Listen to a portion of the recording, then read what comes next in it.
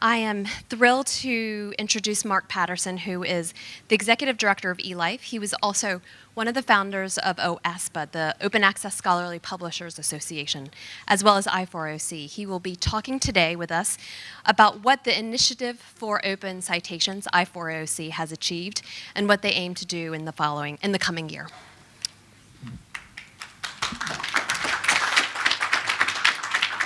Okay, well, thank you very much. Thanks for the opportunity to come and talk about I4OC today. So I'm listed up there as well as Dario Taraborelli, who's one of the other founders. I'll mention all the founders at the end, but Dario is really kind of the driving force, I would say, that got I4OC off the ground. So as Jennifer said, I'll talk a little bit about what this project is, where it started, and how it started, and what we've achieved so far.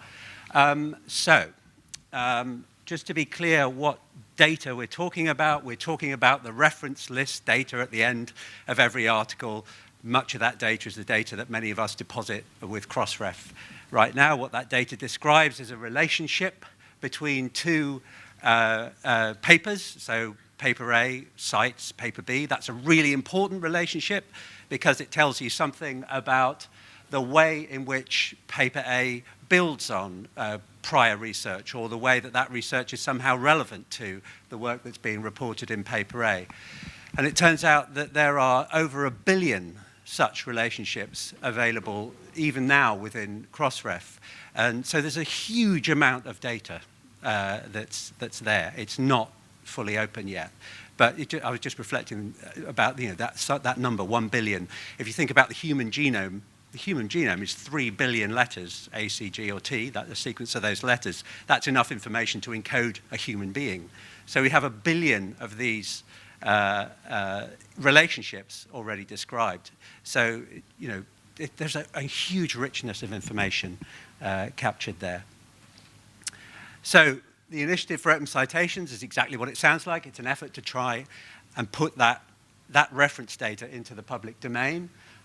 It's got a website. That website is I4OC.org. I'm going to cite a few resources during this talk, but I've put the slides up on Figshare. I've just tweeted that, so if you want to follow any of the links, you can.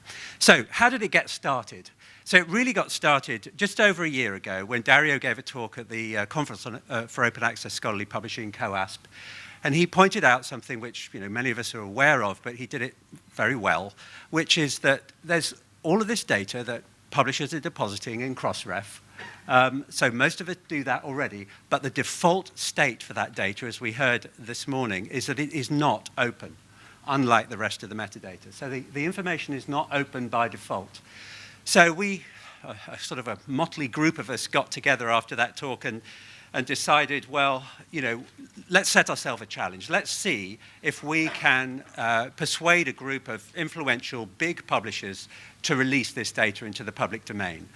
We thought there was a really strong case to be made, and if several of them could do that all at once, that would create a really, the kind of momentum we need that would make this happen sort of wholesale. So we sort of saw this group of publishers as, if you like, kind of low-hanging fruit, ripe for the picking. And if we could get those apples off the tree, then we could probably shake a whole load more loose as well. So that's kind of how we thought about it.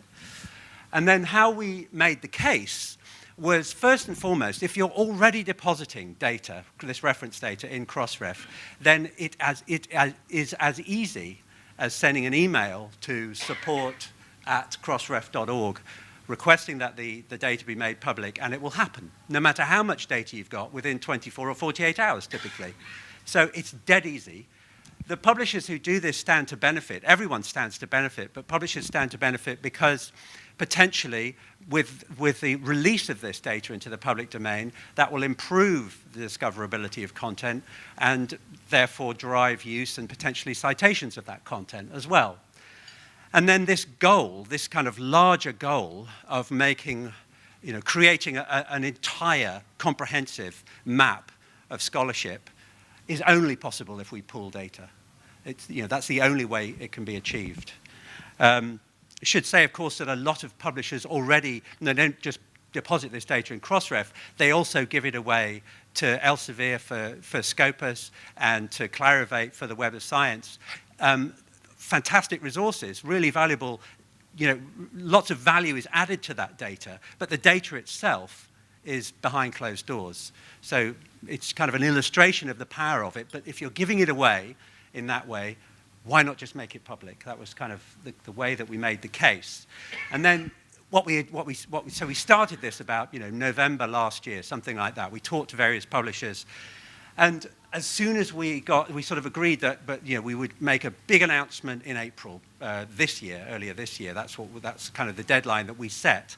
And then everyone would get a chance to kind of get their communications in order and stuff like that. And so we had conversations, and as soon as we got a sense that a publisher was agreeing in principle with this, then we asked permission of them to then tell another publisher that we were talking to. And in this way, we built confidence in the idea, and people felt comfortable with it. And so we kind of leveraged the early adopters in that way. So that's what we set out to do. And before we started this, essentially, so I should say we were focusing on the top 20, the biggest depositors of reference data with Crossref. That seemed like a great place to start. Of those top 20, before we started this, essentially none of them, even the open access ones, were making their reference data fully open via Crossref. But where we are now, so none out of 20, where we are now is all of this lot that are out of the top 20 are doing it. So 13 out of the top 20 are now doing this, which is amazing. It's so much more than we thought we might achieve. So we were really, really pleased with that. And of course, it's all down to the individual organizations involved. They're the ones that have done it. But it's fantastic, to have achieved that level of kind of progress already. So I'm going to say a little bit more about the data in a minute, but obviously there are some big publishers not doing this currently. There are tons, thousands of medium-sized and smaller publishers not doing it. So that's the challenge. How can we then persuade all of these publishers to do this? One thing I did was I asked some of these publishers why they did it, just to kind of give a sense, and maybe that would help to persuade others to do the same. So some of these comments, and I'm not going to go through them all, but some of them are kind of anonymous, and some of them people have given permission to say where they're from. So these are sort of like business-related answers to that question. Why did you do it? So several of them sort of, so from Wiley, emphasize the fact that, well, it's so easy. It doesn't cost anything, so there's no cost to us for doing that. And the same sort of thing was said by Taylor and Francis. And then someone else said, well, we're not planning to monetize our references particularly, so there's no reason not to do it. And then another interesting comment was that, in a case of a publisher that was actually making some revenue out of providing the service to provide references to another party, they view that as a service, not a delivery of content. So it's the service that they're providing.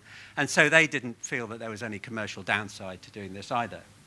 But I think, more significantly, everyone identified and found compelling this sense of we are creating something extraordinary. We're contributing to this vast body of public data, which will do all sorts of, have all sorts of beneficial effects in terms of accelerating discovery for researchers, assisting in the development of networks of scholarship to aid in the cross-fertilization of research, exposing networks of research that might otherwise take years to discover. And then this quote from Springer Nature emphasizes the point that they're helping data scientists to mine this body of references all in one go. So I think that kind of captures that sense of unleashing a lot of possibilities here.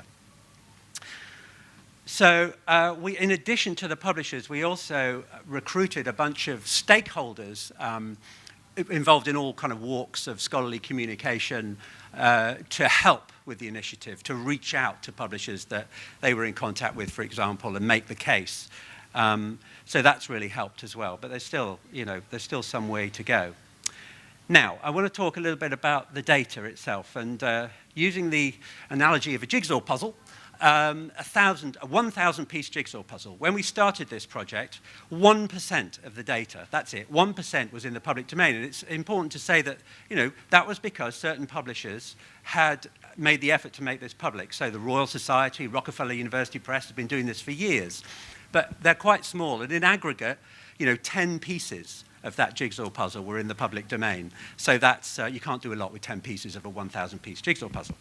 But now where we are is we've got nearly 50% of those pieces out into the public domain. So that...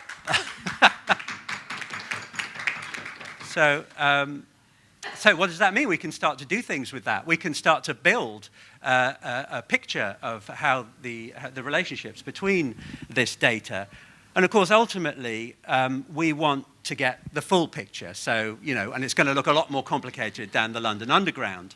But just extending the analogy a little bit further, another thing we can do once we've got a bigger picture is to look at how that map has changed in history. So this is a map of the London Underground from over 100 years ago. Again, it'll look much more complicated in terms of scholarship, but you know, you get the general idea. Now, we've done some work with the data, and this is just illustrative, and there's no kind of big, powerful messages at this point, other than the fact that, you know, we could do it. So we have a data scientist at eLife, relatively new post, called Daniel Issa, and so he used the Crossref API. He's not a bibliometrician or anything, so we just came to it to kind of get some preliminary data from this. And so, you know, he showed that there are, as we've heard already, over 90 million records within Crossref. 41% of those records have citation data associated with them. So that already tells you, you know, there's a big gap, a big opportunity potentially to collect more citation data. Of those records with citation data, 47% of that data is now public. So that's, you know, 28, what is it? Oh, over 18 million records have public reference data. So if you look at the citation data itself, then, as I mentioned, there are over 1 billion pieces of such data within Crossref. Of those, 49% of those are now open. So that's over 500 million references. Now, another thing he found is that sort of half of those reference data have DOIs in them, only half. So with a DOI in it, you can make the unequivocal link with the target citation. But without it, it's harder. So it turns out that, you know, if you look going back in time, these days it's very common for DOIs to be included in reference lists, and that's a great thing because it allows that unequivocal link to be made.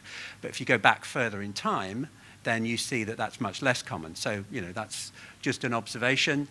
And then the other thing that Daniel did, just sort of to see if he could really, was to use do network analysis, use the PageRank algorithm on this network, and just plot that against a number of citations. So it's simply, all it shows is that there are some papers with very high PageRank scores that maybe don't have as high, don't score as high on just raw citations. So again, it's not, you know, it's not a big message or anything, but the point really is that because this data is available, data scientists can go in and study it and use it, and this is just, you know, very early stages. The funny thing on the right-hand side, that side, is the link is down to the bottom. It's just if you are interested in exactly what Daniel did, it's all in a GitHub repo. It's all in a Jupyter notebook. What's that? 2 minutes? Oh, is it? Oh, gosh, that's not so good. So I'm just going to run quickly through some other people that are using this data. So Wikidata are using the I4OC release data to generate citation graphs. There's another tool called Scholia, which uses the I4OC release data and incorporates it into profiles about scholars. So the graph just shows citations to that particular scholar, and the little table at the bottom is who is citing that person. Science Open, in their platform, are using the I4OC data to provide cited by information. The Open Citation Corpus is also incorporating this data into a much bigger effort to create a corpus of citation data which includes data from other sources as well. David Shotton and Silvio Peroni are the PIs on that project, and they are also founders of I4OC.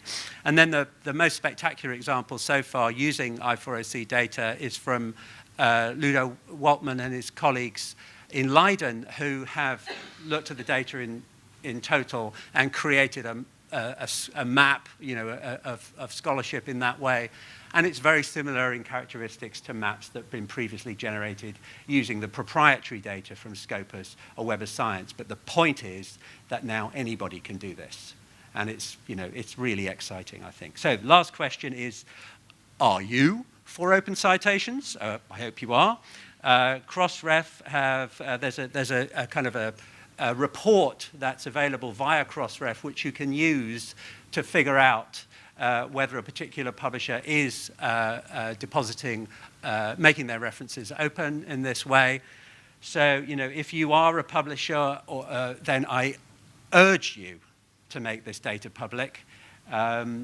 If you're not depositing reference data, then, I would encourage you to deposit reference data as well.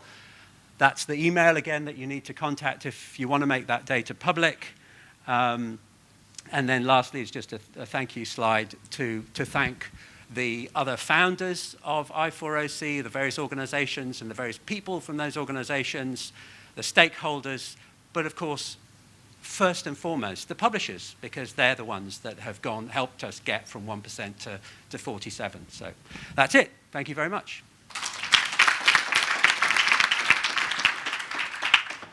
We're going to go ahead and take questions because it's usually harder to switch over at the very end.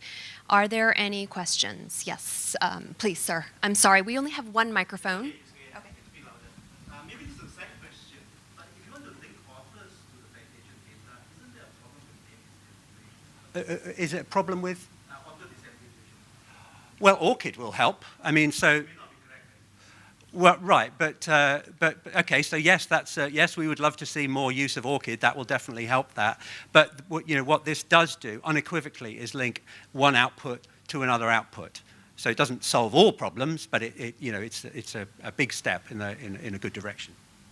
Just to follow up on that question, so when you have a paper, say from PLOS, that cites an eLife paper, as long as you have the DOI for the citing paper, then you can look up all of the disambiguated author information, say from Crossref, right? So it doesn't all have to be contained in the exact citation itself.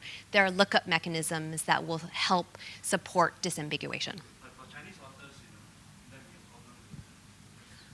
problem. So yes, again, ORCID really is, I think, there's a big, strong argument for ORCIDs for all researchers, especially, say, particular countries where authors have, there's more of the tricky name. Just that the initiative that Mark brought up called Scolia is actually using this information to help with author disambiguation, because by having the relationships openly available for the citation, you can actually start to disambiguate author names programmatically and Because we can't do that. It's more government. yeah. Data can be wrong. So information that's open and openly available means that things like this can happen. But you can check it. Yeah. Suppose then you can check it. You can't even check. That's right. Yes, there's plenty. This is really an amazing progress. You've shown why the publishers are doing it. There's no slide on the publishers that are not. And they wouldn't want to go on the record, but obviously Elsevier is missing from there, and it's probably, I would assume, because Scopus and they're monetizing it. Yeah, and they're not alone, right? I mean, they're not the only publisher that is monetizing services built on top of reference data. So you're right. Those publishers are missing, as are many hundreds and thousands of others. So let's not forget them. That's really important as well. And that's a question of.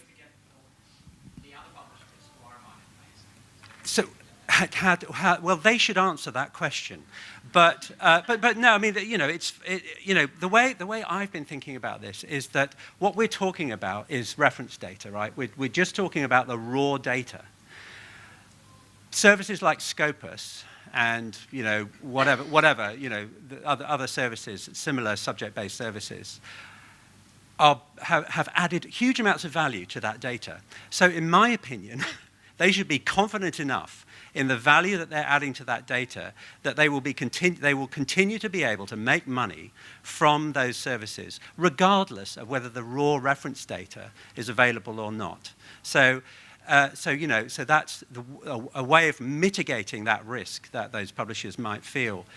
However, at some point, a decision has to be made about if there is a risk, and there will always be a risk, right? So you can argue how big that risk is, but ultimately, what can be achieved with that open data is just, at some point, that's got to outweigh the risk to any individual organization, in my view.